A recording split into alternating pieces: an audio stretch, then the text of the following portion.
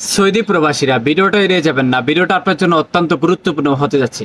আমাদের কাছে অনেকেই কান্নাকাটি করে ফোন দেন, কিন্তু রে ভাই কিছু ভুল আছে যে কান্নাকাটি করেও সেটা সমাধান করা যায় না, আর এই ভুলের কারণে আপনি সারা জীবন মাসুল দিতে হয়। বলতেছিলাম যারা সৌদি আরবে নতুন আসেন কিংবা যারা সৌদি আরবে পুরাতন রয়েছেন তারা নিতান্তইভাবে এই ভুলগুলো করে থাকেন। প্রথম নাম্বার হচ্ছে আপনার নিজের আকামা দিয়ে অন্য কাউকে সিম কিনে দিচ্ছেন। 2 নাম্বার হচ্ছে আপনার নিজের নাম্বার ছাড়া আফসর অ্যাকাউন্ট খুলছেন। আর আফসর অ্যাকাউন্টের উপকারিতা হচ্ছে ওখানের মধ্যে আপনার আকামা শো করবে। অতঃপর দেখা যাচ্ছে অন্যের নাম্বার দিয়ে আপনি যখন আপনার আফসর অ্যাকাউন্টটা খুলছেন, যখন আপনার আফসর কোনো প্রয়োজন পড়বে তখন দেখা যাবে আপনি লগ ইন করতে পারবেন না, আপনার কোড নাম্বার চাবে। এখন আপনি সেই মানুষটা আপনার কাছে নেই, বা ওই মানুষটা দেশে চলে গেছে, বা ওই মানুষটা তার সিমটা হারিয়ে ফেলছে, তখন আপনি কি করবেন?